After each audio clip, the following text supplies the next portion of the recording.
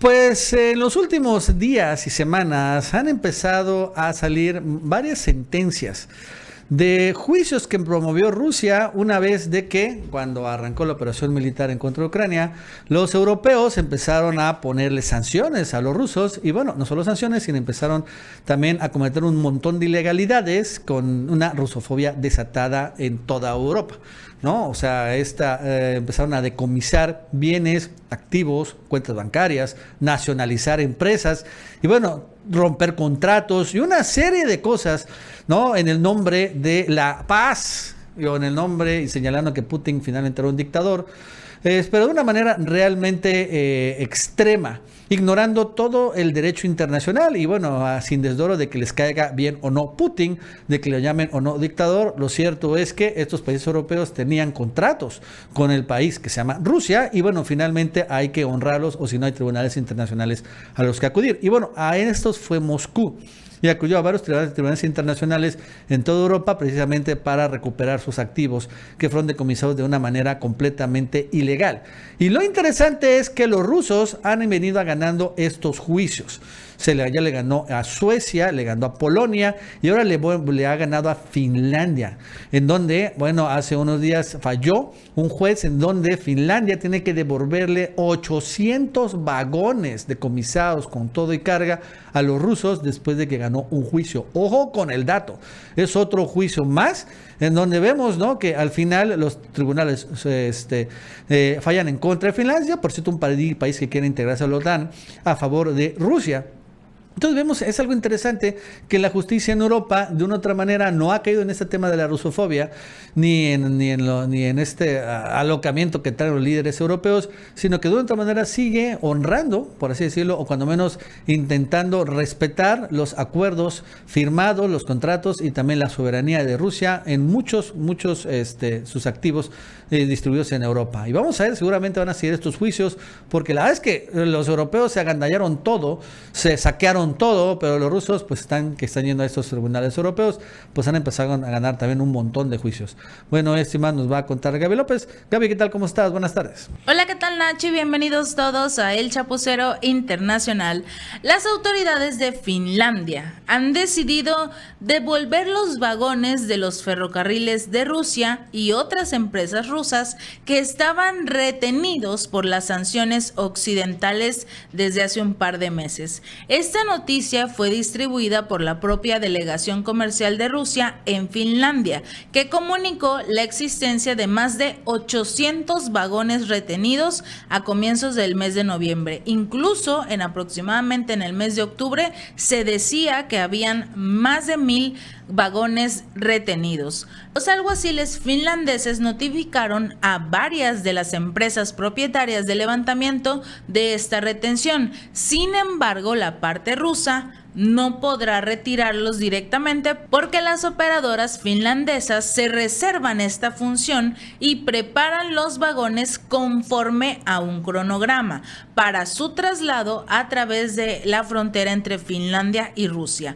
Prácticamente buscan entregar primero los vagones de las empresas que hasta cierto punto puedan regresar todo lo enviado por estas empresas, pero por otros medios, ya no por los ferrocarriles, y continuarán deteniendo lo más posible los vagones pertenecientes al gobierno ruso. Según las explicaciones de Helsinki, el almacenamiento y mantenimiento de los trenes pues resultó ser demasiado costoso y difícil para las operadoras ferroviarias, sobre todo cuando en este momento Finlandia, al igual que diversos países, se van a enfrentar a un crudo invierno, no teniendo gas, con los precios altos del petróleo, de los combustibles, de la electricidad.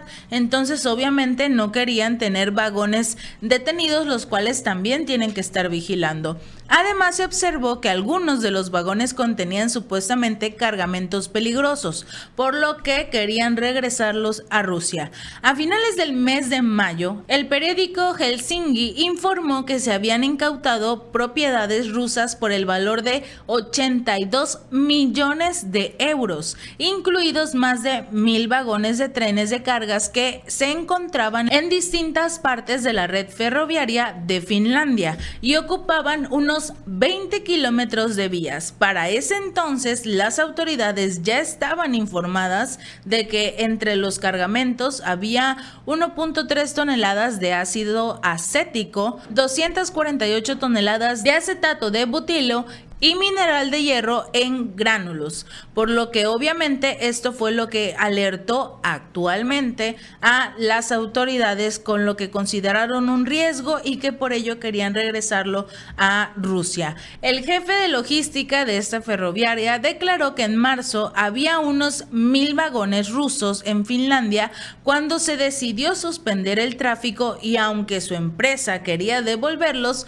los agentes judiciales ordenaron embargar algunos. Regresaron cierta cantidad de vagones, pero al momento se quedaron más de 800. Mientras tanto, las autoridades finlandesas se preparan para los apagones planificados del invierno por falta de recursos energéticos. Esto fue un punto más para hacer que estos vagones fueran regresados, porque en el lugar donde estaban almacenados también necesitaban utilizar recursos energéticos, por lo que obviamente no quieren gastar este preciado recurso en unos vagones que ni siquiera son de ellos y que no pueden descargar debido a todas estas sanciones, por lo cual van a tener que regresarlos. Un empleado de Fingrid Oil, operador de la red eléctrica nacional del país, explicó que si no se realizan estos cortes previstos, se produciría una interrupción nacional a gran escala y la gente podría morir de frío literalmente,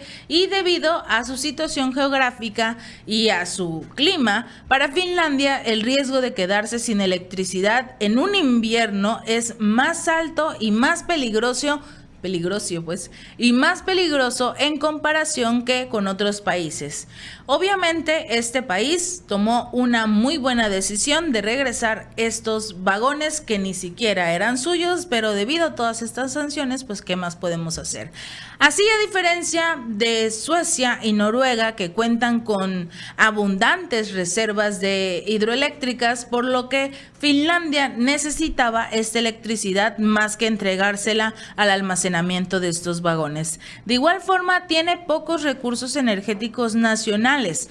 Compra casi toda la energía fósil y depende de las importaciones para cubrir su déficit. Estas importaciones en mayor medida eran de Rusia, pero casualmente Finlandia parecía que ya se las veía venir y había estado tratando de alejarse de comprar o por lo menos la mayor cantidad de sus reservas a Rusia. Se había acercado en este caso a Noruega, que pese a que tiene cierta cantidad de energía, no es suficiente para alcanzar a lo que le entregaba como tal Rusia. La polémica Sanna Marin se encuentra enfocada en otra cosa. No le importa el clima, no le importan los vagones, no le importa si le va a alcanzar la energía eléctrica, no.